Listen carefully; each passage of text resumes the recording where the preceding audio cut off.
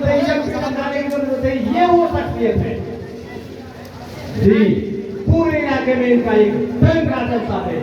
तौसीफ साहब के नाम पर मैं अब आपके बीच हमारे जाने माने नौजवान मुश्ताक शम्सी साहब छाला से पधारे हैं, अपनी 2 शब्द रखेंगे। अस्सलाम वालेकुम हिंदू भाइयों को नमस्कार। चुनाव के माहौल है, लोकतंत्र का सबसे बड़ा पर्व ये चुनाव है और हम लोगों को इस चुनाव में सब जाति के लोगों को एक साथ भाग लेना सौभाग्य प्राप्त होता है और यही हमारा अधिकार है। इस अधिकार को हम लोगों को पहचानना है, क्योंकि देश में जो हालात है अभी आप लोग देखे होंगे कि हमारे वोटों को काटा जा रहा है, हमारे जो अधिकार है उसको छीनने का प्रयास किया जा रहा है मौजूदा सरकार द्वारा, जो हमको हमारा वोट देने से वंचित करने के लिए पूरे प्रयास कर रहा है। जिसमें अगर पूरे हिंदुस्तान में कोई बेबाकी से अपनी बातों को उठाया वो है असदुद्दीन ओवैसी साहब, जो एमआईएम के लीडर हैं और हम कौम के आवाज को उठाने वाले लीडर हैं। आप लोगों ने देखा होगा जो हमारे साथ मौजूदा सरकार जो षड्यंत्र रच रहे हैं, कभी हमारे माँ बहनों को बुर्का पहनने से रोका जा रहा है, कभी 3 तलाक जो हमारे शरीयत में है उस पर रोक लगाया जा रहा है, कभी हमारे जो देश के हमको जो देश में संविधान दिया है, जो हमारा अधिकार है वोट का, उसको छीनने का प्रयास कर रहा है। इसके लिए अगर कोई लड़ रहा है वो है असदुद्दीन ओवैसी साहब और बिहार के सदर अब्दुल इमाम साहब, जो आप लोगों ने देखा होगा जो अभी हमारी माँ बहने भाइये ब्लॉक अंचल में लाइन लग करके अपने निवास बनाने के लिए घंटों घंटा उस धूप में चक्कर लगाते थे, लेकिन हमारा निवास नहीं बनता था।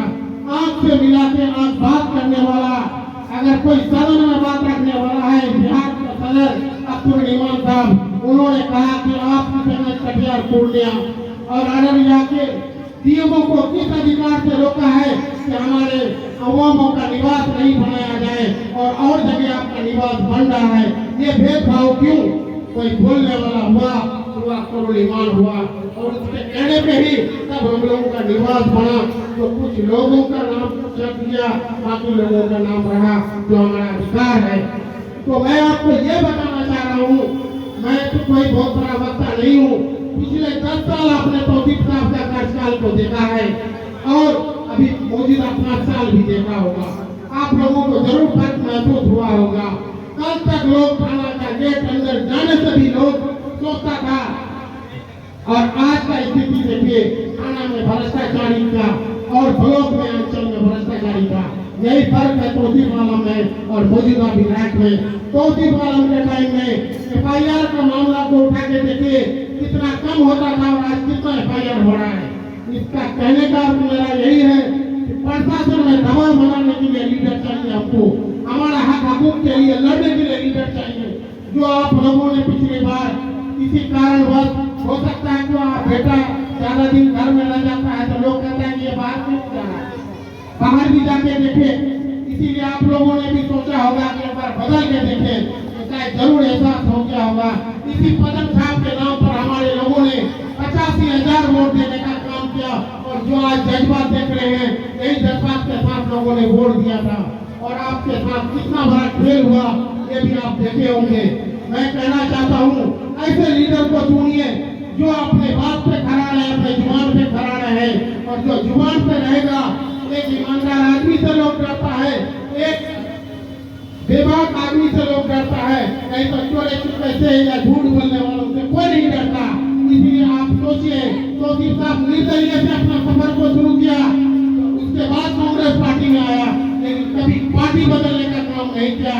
यही इनकी ईमानदारी है, यही इनकी सच्चा नियत है। जब महागठबंधन में पिछले बार लोगों ने तौसीफ साहब को नकार दिया तो इन्होंने फिर आकलन किया देश में आखिर हमारे कौम के लोग चाहते क्या है, क्या कारण रहा जो आज हमको लोगों ने इनकार किया। अपने सत्ता चाहते थे तो और हम लोगों ने भी मशवरा किया तो ये पता चला